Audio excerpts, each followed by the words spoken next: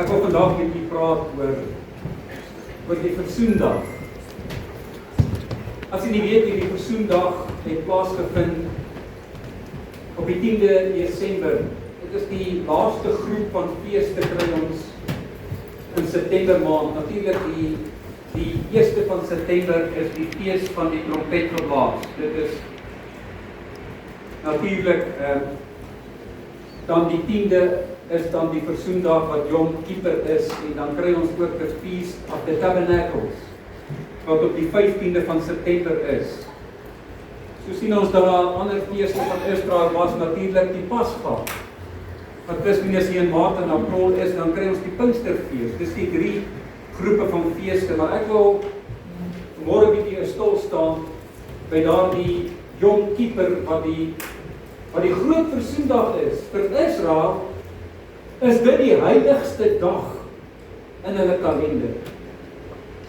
Ek wil hê ons moet gaan kyk na hierdie dag en wat plaasgevind het in hierdie dag, maar daar's een ding waarop ek wil fokus. En dit is dat ons gaan sien dat dit net 'n skaduwee was vir dit wat gaan kom. Alles wat gebeur het by die versoendag, die offers wat gebring was deur natuurlik die hoofpriester, gaan jy sien hoe ons dit deur kan trek. Dat dit net 'n tipe was, 'n simboliek natuurlik van Jesus Christus wat sou kom. Want ek en u in die Nuwe Testament het 'n groot versoendag en ek gaan by daardie versoendag uitkom. Maar dit is wonderlik dat die woord van God sê dat die hele skrif van die Here is nuttig tot lering. Is dit nie so nie? Daarom kan ons gaan kyk in die Ou Testament met betrekking tot hierdie versoendag en die instruksies wat God vir Moses gegee het. Was eintlik om Christus uit te beeld. En jy gaan dit vanmôre sien, hoe fantasties dit is.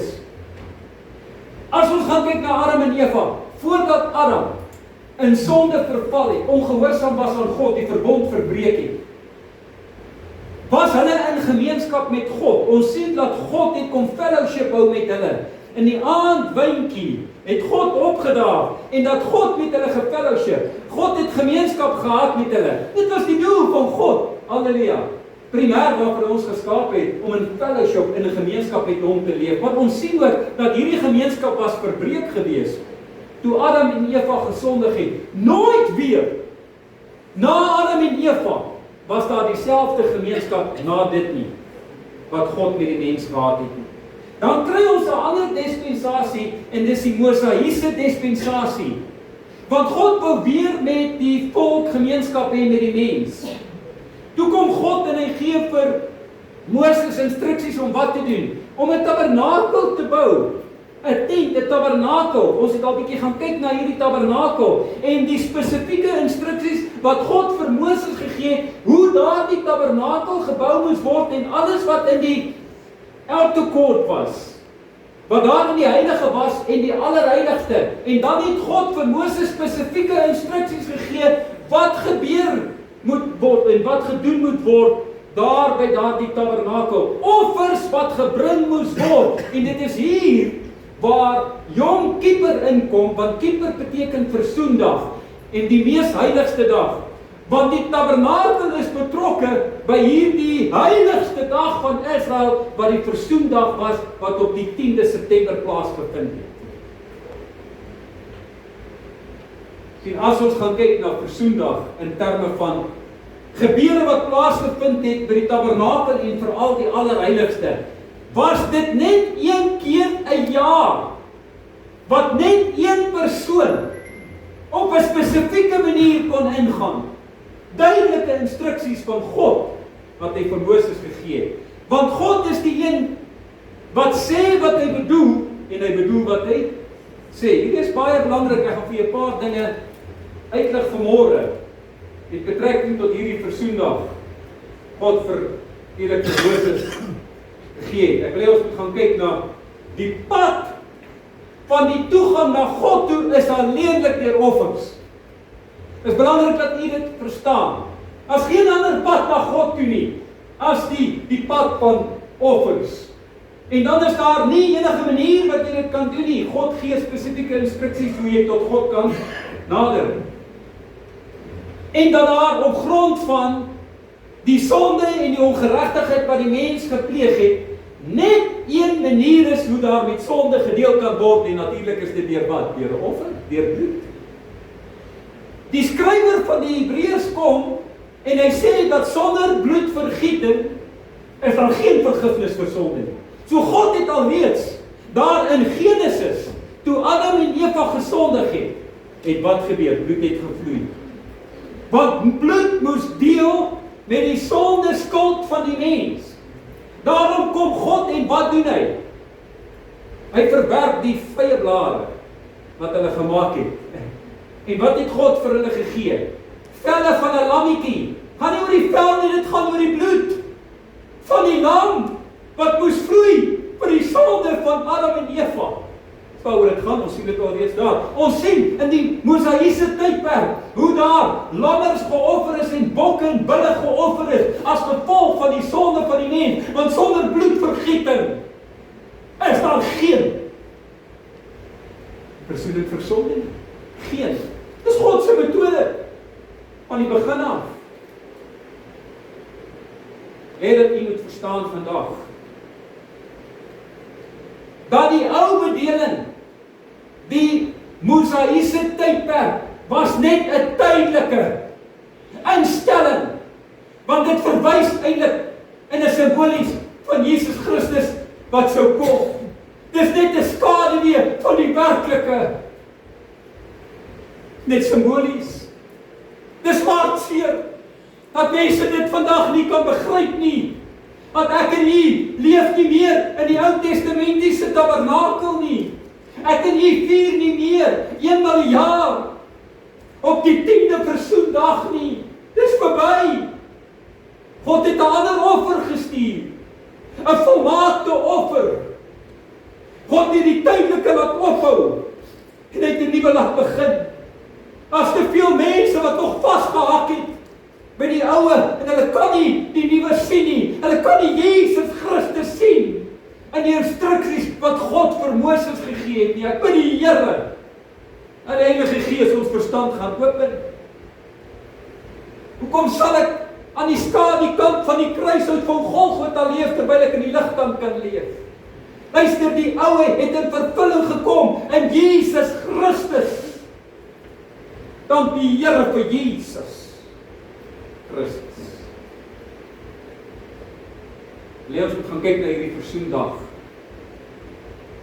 Sien, want dan gaan ons dit deurtrek na die Nuwe Testament, dat ons Christus kan oplig in hierdie plek. Halleluja. Wat het gebeur op daardie dag? Wat was die simboliek wat gedoen was op daardie dag? Wat beteken versoening? Versoening gaan waaroor? Net wat die naam sê, dit gaan oor om ons weer te versoen met God, om versoening te doen vir ons sonde skuld. Alle mense wese. Nie die volk Israel nie. Almal het versoening nodig. Versoening het te doen met offers wat gebring word, sodat ek en u gereinig kan word. Waarvan? Van die vuil sonde in ons lewens. Ons gaan kyk na daardie dag. Die hele volk op daardie dag het voor God gestaan, vuil volgens hulle sondes en ongeregtighede. Daar was nie een wat voor God kon staan daardie dag, of wanneer die hoofpriester daardie versoening doen. Nie een persoon wat kan sê, ek het dit nie nodig gehad nie, ek het te mooi geleef hierdie jaar. Nie een nie. Almal het dit nodig gehad. Dit is baie eenvoudiger om, wanneer jy vuil is aan die buitekant en vlek om dit af te was en jy te reinig, as die toestand en die kondisie van sonde wat in 'n mens is. Dis wat op versoendag gebeur het. Alleenlik deur bloed van 'n offer kom dit bewerkstellig. Dis wat op die versoendag gedoen is. Dit is wat Christus vir ons kon doen het. Elkeen van ons was misdadigers gewees. Elkeen van ons het sonde gepleeg en ongeregtigheid. Niemand kan voor God staan en sê, Here, ek het nie gesondig nie. Nee, Here, ek is 'n goeie persoon. Ek is 'n goeie mens. Natuurlik is jy wel goed, maar nie sonder sonde nie. Maak nie hoe goed, saak hoe goed jy is nie. As geen mens sonder sonde nie. Ons almal was melaats gewees. onrein. Maar Christus het gekom en gedeel met ons misdade wat ons gepleeg het. Ons onreinheid in die bloed van Jesus gekom en ons rein gemaak sodat ons weer tussen die reines kan wees môre. Ons moet gaan kyk hoe was dit gedoen. Gun my die geleentheid om Levitikus 16 vers 1 tot 22 vir u te lees. Ek wil seker die elemente uithaal uit hierdie versoendag sodat ons dit kan verstaan. En die Here het met Moses gespreek na die dood van sy 2 seuns, natuurlik Aaron se 2 seuns. Hoekom het hulle gesterf? Wat gesterf het toe hulle voor die aangesig van die Here genader het en nader gekom het. Hierdie 2 seuns van Aaron het net na God genader, maar op verkeerde manier en op verkeerde tyd. Want God bedoel wat hy sê, en hy sê wat hy bedoel. Dis belangrik dat ons gaan kyk wat sê God in sy woord. Wat is die instruksies van die Here vir jou en vir my gegee ook in die Nuwe Testament? Ag nee, God het dit nie bedoel nie. Ons kan maar dinge anders doen. Nee. Ons moet luister wat sê God, en dis baie keer die probleem in die kerk. Ons wil ons eie teologie oprig en sê ag God het dit nie bedoel nie. Ons wil dit maar so en so doen. Nee, toe sterf die 2 seuns van Aaron, omdat hulle na God geluister het nie. En wat God gesê het vir Moses presies wat hulle moes doen, wanneer hulle dit moet doen en hoe hulle dit moet doen. Belangrik dat ons dit nie mis nie. Nou sê hy vir Moses, spreek met jou broer Aaron, dat hy nie te enige tyd moet ingaan in die heiligdom nie, want God het 'n bepaalde tyd gehad, 10 September. 1 keer per jaar. Instruksies van God aan Aaron. Binnekant, luister, die voorhangsel, daar in die heilige van heiliges, voor die versoendeksel, wat op die ark is, sodat hy nie sal sterwe nie. Daarom is Aaron ook in gevaar, as hy nie die instruksies volg, wat God vir hom gesê het hy moet doen nie. Weet jy wat het die volk gedoen? Want net die hoofpriester mag ingegaan het in die allerheiligste. Geen ander priester nie. Nie Moses nie, nie enige ander priester of leviet, wat tempeldiens gedoen het in die heilige, mag ingegaan het in die allerheiligste nie. En as Aaron verkeerdelik ingegaan het, nie op grond van die instruksies nie, het hy daar waar God sy naam gevestig het in die allerheiligste, het hy gesterf. Vraag. As Aaron in die allerheiligste gesterf het, wie kan hom gaan uithaal? Niemand. Wat het hulle gedoen? Hulle het 'n tou om sy voet vasgemaak met klokkies. Sien, dit is Totdat hulle geluister, as hulle die klokkies hoor, dan weet hulle, dat Aaron is nog besig, hy is nog lewendig. Die klokkies nie meer hoor nie, en Aaron kom nie uit nie, dan hom het ook gevat en uitgesteek, sodat hulle nie ook sterf. Dat my dink aan die instruksies wat God gegee het, met betrekking tot daardie verbondsark, wat daar in die allerheiligste is. Wat het God vir hulle gesê, hulle moet, die priesters moet hulle die verbondsark dra op hulle skouers. 2 pale was deur die goue pale, en dat hulle die verbondsark gedra het. Nou kom hulle, en hulle gaan haal die verbondsark. Wat doen hulle met die verbondsark? Hulle sit hom op 'n wa. God het gesê, niemand mag aan daai verbondsark raak nie. Nou kom die water, terwyl hulle ry, en hulle slaan sy in die water, tot so bietjie, en 2 wil net die verbondsark keer, en hulle sterf onmiddellik, toe hulle geraak het aan daai verbondsark. Want God het instruksies gegee.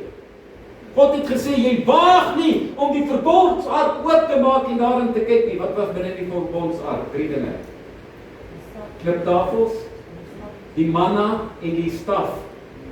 Aaron wat bloei. Manne maak toe die tabernakel, die verbondsark oop, en toe hulle hom oopmaak en hulle sien die wet, toe sterf hulle onmiddellik. Blootstelling aan die wet dat jy doodgaan. Want nie van ons kan die wet onderhou nie. Dank die Here vir God se genade. Aaron, jy kan net een keer 'n jaar ingaan op die regte metodes en die regte manier. Ons gaan nou gaan kyk wat sê God vir hom. Duidelike instruksies wat hy moet doen. Hy sê, want ek verskyn in die wolk op die versoendeksel, want God wil fellowship hê, maar sy teenwoordigheid is weggesteek waar? In die tabernakel. Daar in die allerheiligste, waar God uit die heerlikheidswolk met Aaron gepraat het, en gespreek het. Hy sê, hiermee moet Aaron in die heiligdom ingaan, met 'n jong bul as sondoffer en 'n ram as brandoffers, want jy kan nie versoening doen sonder 'n offer nie. Hy moet 'n heilige linne rok aantrek en 'n linne broek oor sy vlees wees, en met 'n linne gordel moet hy hom gord en 'n linne band moet op sy kop wees. God gee duidelike instruksies. Luister, die hoofpriester het altyd 'n efod aangehad met die breastplate en al hierdie dinge. Onthou jy die toulabarim se kleurstof was deur die priester. Nee, hy moes daai klere van die hoofpriester moes hy uittrek en hy moes heilige klere aantrek, hierdie klere wat die Here vir hom sê, dis heilige klere. En hy moet sy liggaam in water bad en dit aantrek. En van die vergadering van die kinders van Israel moet hy 2 bokramme as sondoffer en 1 ram as brandoffer neem. Kan julle sien wat is God besig om te doen? Duidelike instruksies en opdragte te gee wat hulle 100% moet navolg.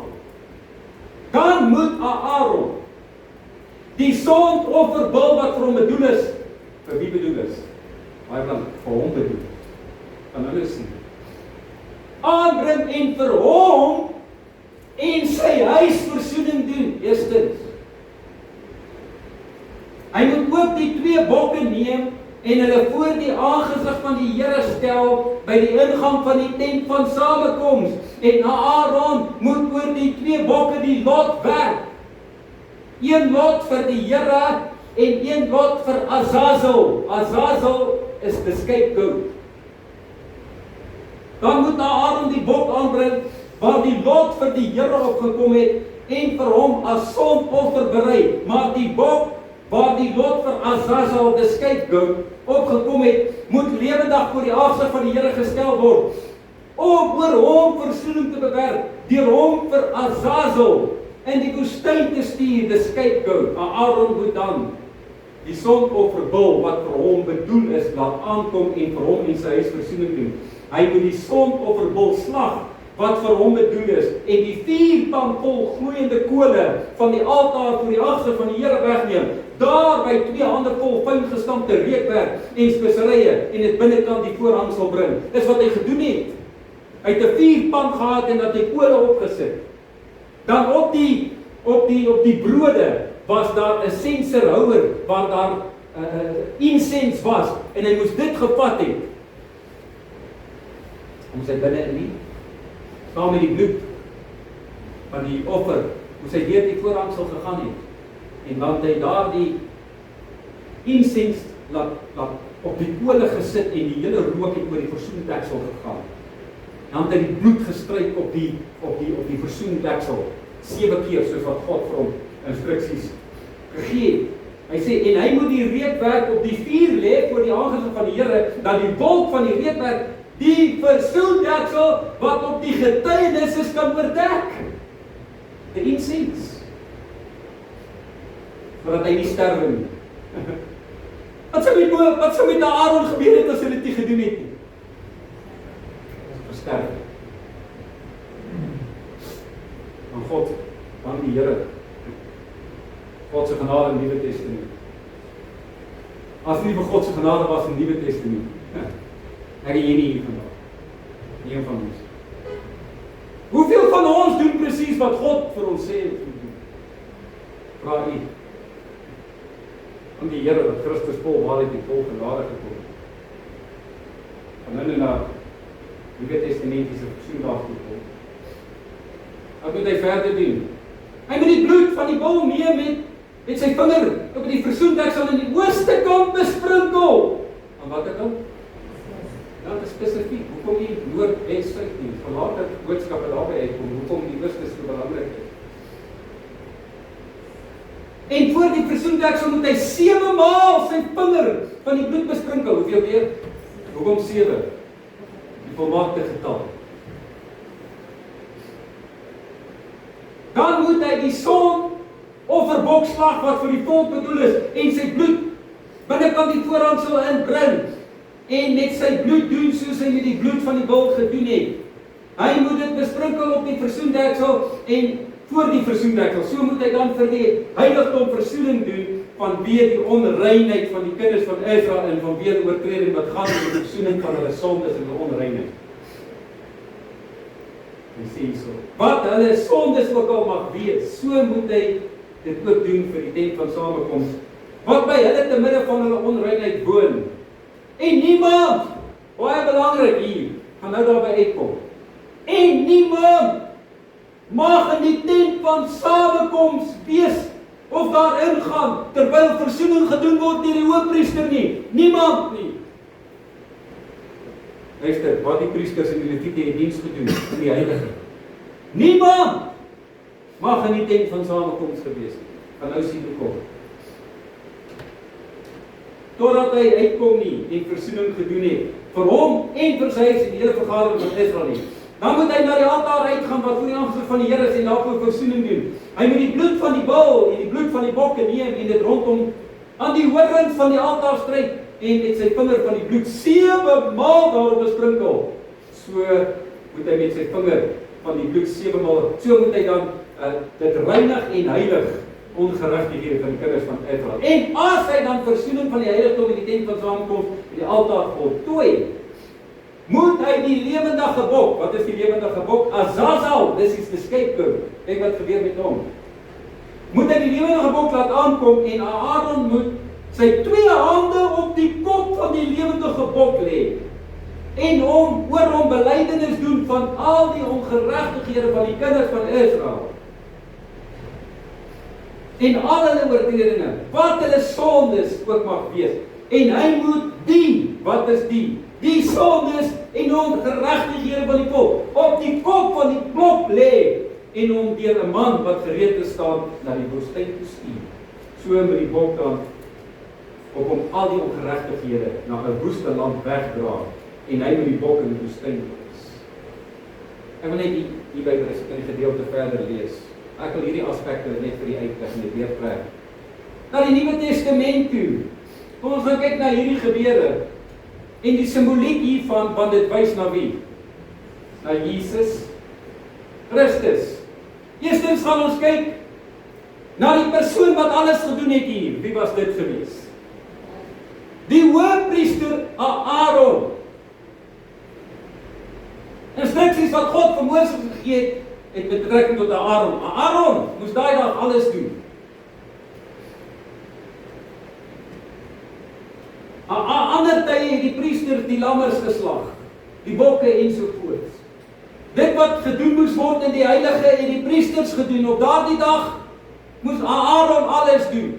Niemand mag in die tent van samekoms ingekom het nie. Byna al die werk was deur hom gedoen op hierdie dag, het niemand dit gedoen, hierdie versoendag. Want die hoofpriester speel die grootste rol op die versoendag.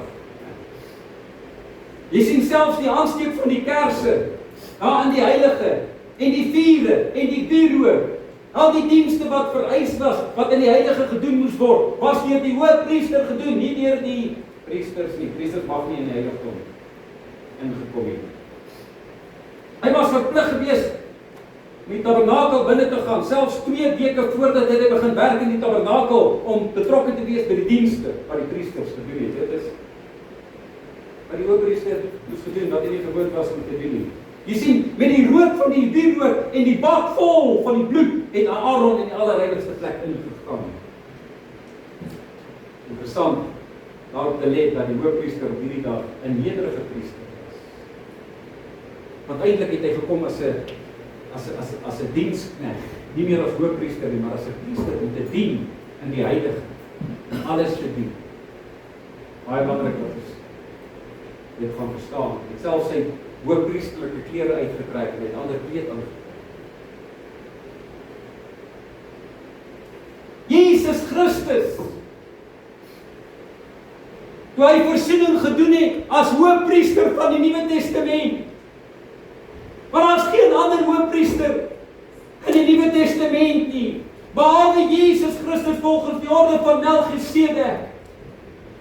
het hy gekom om vir jou en my en vir elke mens op hierdie aarde versoening te doen. Hy was gebore as koning, maar hy het gekom as 'n diensknegt. Hy het gekom om, net soos hierdie hoëpriester, het hy alles kom doen, het homself kom gee.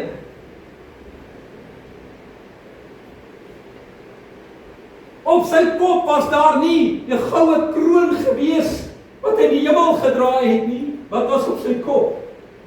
Sy doringkroon.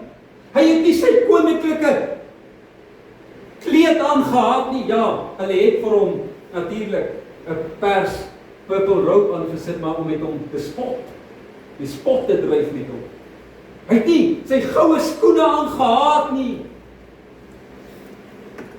In sy hand was daar geen scepter nie, behalwe 'n riet wat hulle in brede minagting op hom afgedwing het.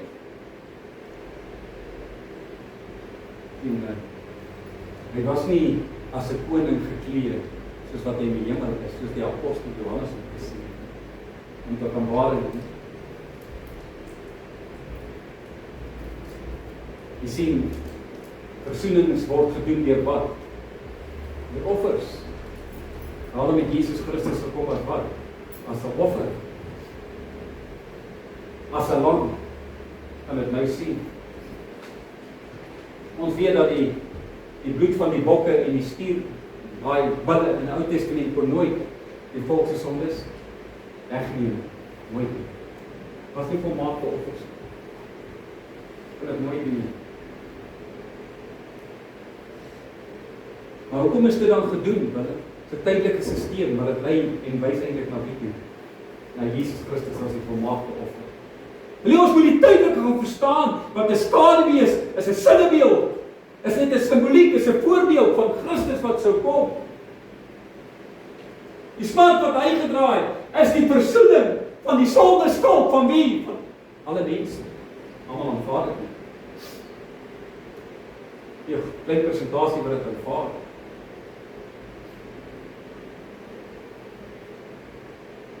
Sien, toe Jesus Christus as hoëpriester gekom het hy alles gedoen. Geen ander priester mag in die tabernakel in die heiligdom ingegaan het nie. Die hoëpriester alleen het alles gedoen. Niemand was saam met hom nie. Daar in Getsemane, toe die hoëpriester geweet het, hy gaan die offer betaal. Toe soek hy die aangesig van God. In desperaatheid en benoudheid, hy sê ek het 'n doop waarmee ek gedoop moet word. En hoe verskriklik is dit nie? Ek en jy word ook gedoop simbolies in water en begrawe. Nee, Jesus Christus as offer het gesterf en hy's letterlik in die grond begrawe. Dis sy doop. Waar was sy disippels gewees? Geslaap. Hulle was nie betrokke nie. Christus moes alleen hierdie verantwoordelikheid dra. Toe kom hulle en hulle neem hom gevange. Waar is sy disippels? Almal het pad gevat. Want die hoëpriester moes dit alleen doen. Niemand kon hom bystaan. Ja. Sien nie die profetiese woord wat in vervulling kom. Ou Petrus was die enigste een wat van 'n afstand af verstaan het. Verloor hy nog vir Jesus toe. Want Jesus as hoëpriester moes dit alleen doen. Nee, die hemel kon hom help nie. Hy sê self vir sy Vader, Vader. Waarom nie? Jesus as hoëpriester. Soos die hoëpriester in die Ou Verbond, moes dit alles alleen doen. Christus, alles alleen. Ons moet die simboliek hiervan gaan sien. Daar was omtrent plus minus 15 diere wat op daardie dag geoffer moet word. Priester, die hoëpriester. Hy alleen. Geen ander mens. Daardie dag het hy so gewone David het hy gewerk. Hy alleen as priester. Moes te doen, hy moes alles doen, alles moes voltooi word, volgens die orde wat Jesus, of wat God gegee het, net so het Christus gekom, alles gedoen, niemand het hom gehelp nie. Volgende plek, wat moes die hoofpriester doen? Die hoofpriester moes heel eerstens versoening doen vir wie? Vir homself. Hy kan nie vol sonde en ongeregtigheid gaan versoening doen, daar op die versoendeksel vir die volk Israel, as hy nie heilig is nie. As hy nie sonder sonde is nie. So wat moes hy eers gedoen het? Hy moes eers die raad gevat het, wat instruksies wat God vir Moses gegee het en gesê, jy moet jou eers gaan was, jy moet ander klere aantrek, dan moet jy gaan offer, binne ingaan, en jy moet daai bloed vir jouself, vir jou huisgesin eers offer. Maar Aaron, voordat jy my kan verteenwoordig, as hoofpriester, om vir die volk versoening te doen, jy kan dit nie doen nie. So sien ons dat hy dit jou eerste gedoen het. Ons Jesus Christus is 'n volmaakte offer. Hy wat geen sonde geken het nie, sê die Bybel, is die hoofpriester wat vir jou en vir my en vir almal in hierdie wêreld versoening gedoen het op daardie grootste versoendag. Nie nodig gehad om vir homself versoening te doen. Aaron was net so sondaar soos enige een van die ander. Wat sê Romeine 3:23? Almal het gesondig en dit ontbreek aan die heerlikheid van God. Vers 10 sê, as niemand regverdig nie, selfs nie een nie, niemand nie. Net Jesus Christus wat vlees geword het, wat God geopenbaar was in die vlees, kon voor God staan op daardie dag en sê, "U is 'n volmaakte offer, ek hoef nie versoening te doen vir myself." Hy het net vir ons as mens versoening kom. Die vat na 'n fantastiese openbaring dat jy sien hoe fantasties God is. Onthou, Aaron het 2 ander bokke gehad. Wat moes met hierdie 2 bokke gebeur? Jy mag vandag lees. Nou gebeur vir verduidelik wat gebeur het met hierdie 2 bokke. 2 van hierdie bokke, 2 identiese bokke, is voor die volk geplaas. Dan het die hoofpriester 2 klippe gehad. Een het daarop gestaan, offer vir die Here, en die ander een Azazel. It is the scapegoat. Dan het hy die 2 klippe gevat en dan het hulle 'n lot gewerp op hierdie 2 bokke. Hy het sy hand op die 2 bokke se kop gesit. Dan het hulle dit oopgemaak. Dan het hulle gesien wat die ene is die offer vir die sonde en wat die ene is Azazel, die scapegoat. Dan het hulle daai een offer wat vir God is om versoening te doen vir die volk, het hulle gaan voorberei.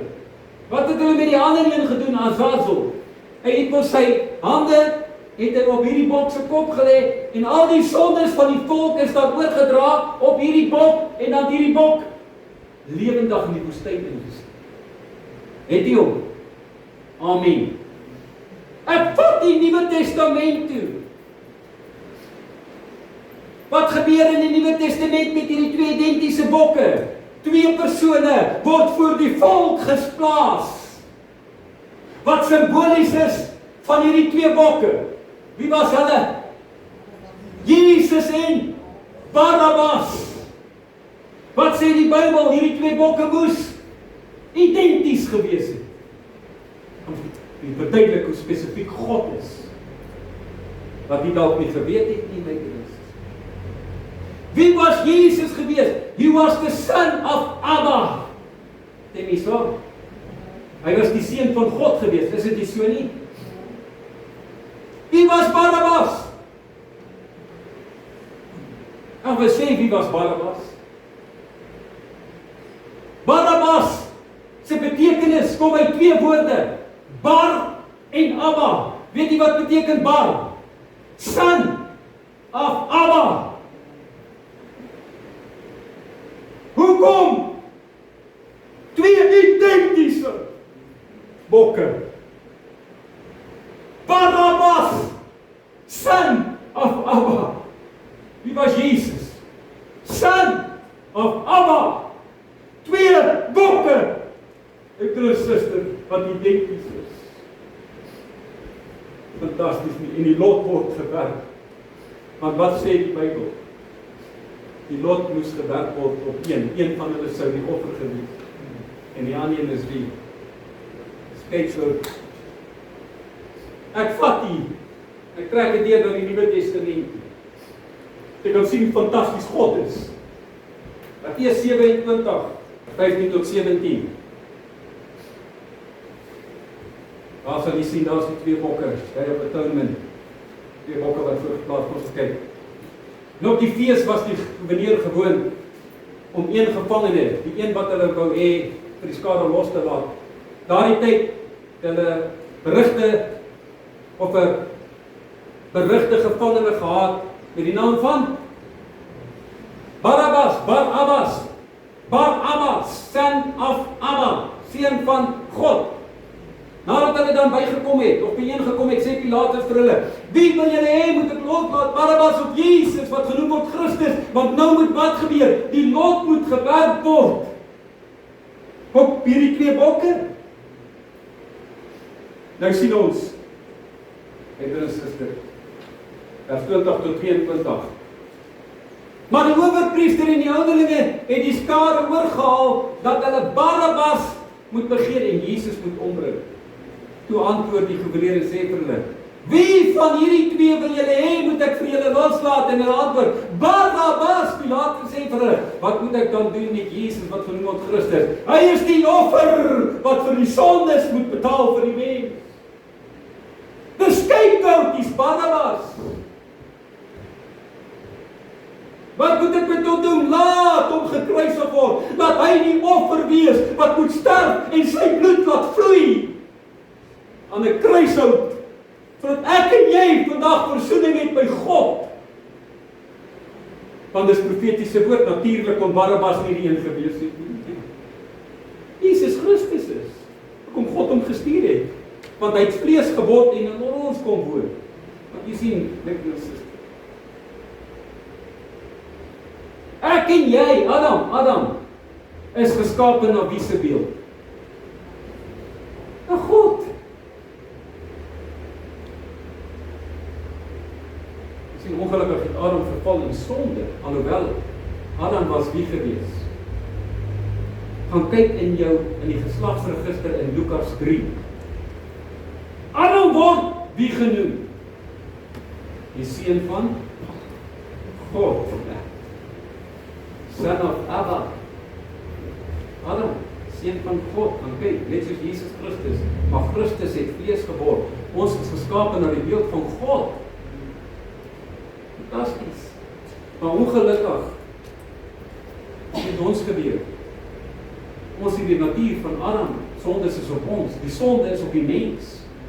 Was nie op Jesus Christus nie. Hy het die sondes betaal. Sy bloed het vir die sondes betaal. Hy is die offer. Halleluja. Die lot was op hom gewerk, want dis profeties, dit moes so gebeur het. Wat het met Barabbas gebeur? Wat het met die scapegoat gebeur? Hy is lewendig weggestuur. Hy het vry weggestop. Dis die lam voor Jesus Christus. Kan nie simboliek met Christus. Jesaja 53, wat sê dit? Dit sê Jesaja 53 is 'n profetiese woord wat in vervulling tree. Is 'n versoendag. Kom ons moet Jesus Christus in die versoendag sien. Want kyk, die versoendag in die Ou Testament, Willem, ons gaan kyk na die versoendag in die Nuwe Testament. Wat is die verskil tussen hierdie twee dae? Kom ek vandag vir julle sê, wat is die verskil? In die eerste plek in terme van die hoëpriester, in terme van die Christus was die hoëpriester, maar hy was die lam. Fantasties. Dis nie dis Christus wat met sy kosbare bloed gekom het. Hoeveel keer word hy geoffer? Willem, vier ons nou in die Nuwe Testament ook elke jaar die versoendag. Nee, ons mis dit. Nee, 10.000 maal nee, Christus het eenmaal kom sterf vir die sondes van hierdie wêreld. Hierdie lam wat geoffer was, eenmaal het sy bloed gevloei. Halleluja. En maar Willem, wanneer vier ons dan versoendag? Wat beteken versoening? versoening beteken, is 'n offer wat gevloei het om vir jou sonde skuld te kom deel mee, weg te kom vat. Wanneer is my versoendag? Daai dag wat jy bewus is van jou sonde en jy gaan na God toe en jy sê, Vader, vergewe my. Dis jou versoendag. Elkeen van ons het so 'n versoendag en sulke versoendag. Wat sê 1 Johannes 1 vers 9? Dis gebaseer op die Nuwe Testamentiese versoendag. Hy sê in vers 8, as jy sê dat jy geen sonde het nie, en lieg, man, jy bedrieg jouself, jy mislei jouself. Want as ons sondes bely, God is getrou en regverdig om ons te vergewe en ons te reinig. Wat het gebeur met die versoendag? Reiniging het plaasgevind in die versoendag. Daarom, wanneer die Gees van God of die woord jou bewus maak van sonde in jou lewe, wat doen jy? As 'n priester, gaan na die Allerheiligste toe. Jy gaan na God toe. En Here, ek het versoening nodig, dankie vir die bloed. Klaar, gaan nie weer bloedoffers doen. Bloed het klaar gevloei. Jy kan dit doen, gaan na God toe. Sê, Here, dankie vir die offer Jesus Christus, want sy bloed nog steeds van kragtig nou vanmôre. Here, ek staan voor U, ek bely U. Here, my sondes en my ongeregtighede, vergewe my en reinig my. God sê, gaan dit doen, want dit is jou versoendag. Ek word nie elke dag 'n versoendag. Asseblief, by die Here. Staan in die Nuwe Testament. Wat tot in my interpretasie gee van beskuitwoord, asseblief, kan 2 dinge beteken. Wat is die een wat dit kan beteken? Al die sondes wat op ons was, we are that scapegoat, wat het met ons gebeur, ons het vry weggestaan. Maar die offer is oopbring. Hy het die prys betaal, sy bloed.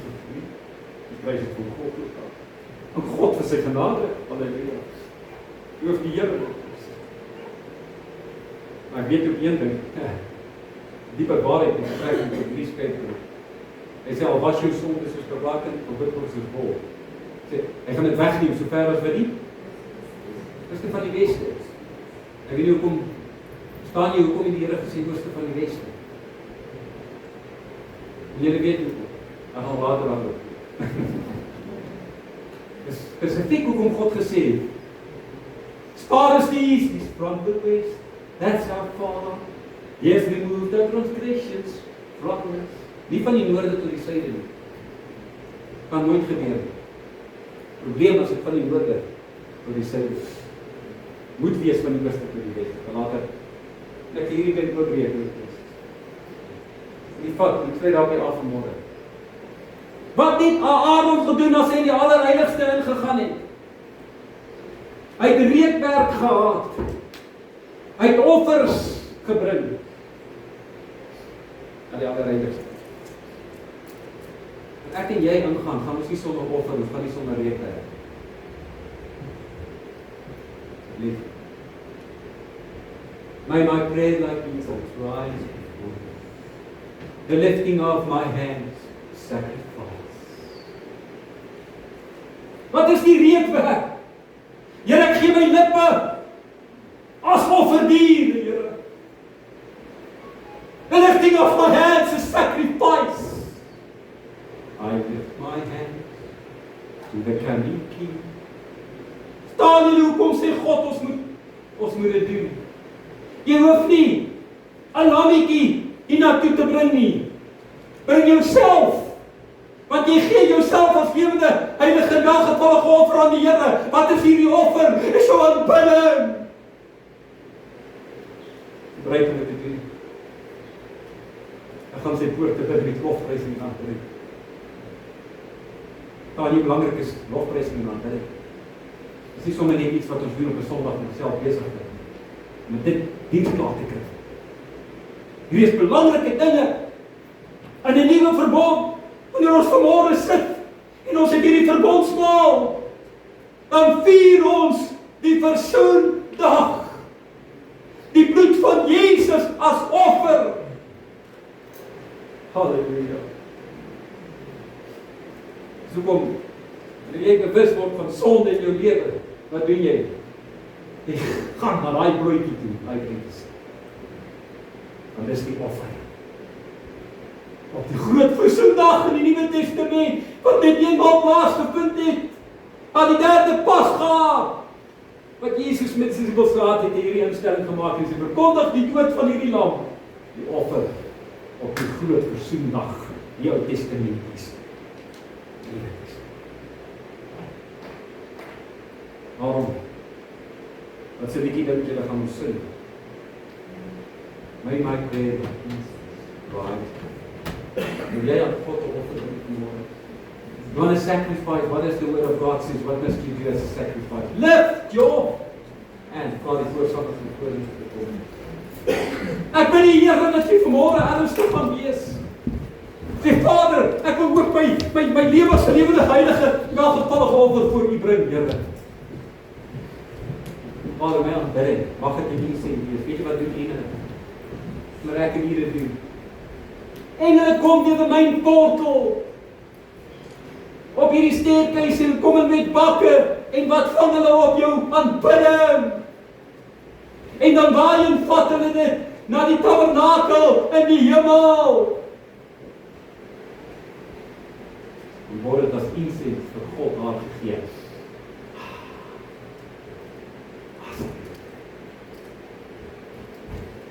May my prayer and worship be like incense. The lifting of mine. Are you prepared to lift your hands before God this morning? Mense is nie bereid om baie keer om 'n hand op te lig nie. Sê, Here, I'm not going to bring any sacrifices, God. No, I lift my hands, Father, as a sacrifice. As jy vanmôre in daardie allerheiligste van God wil kom, bring 'n sacrifice to God. Bereid wees om jou hande op te lig en sê, Here, ek skaam my nie, God. My hande op te lig, Here. As a sacrifice. Amen.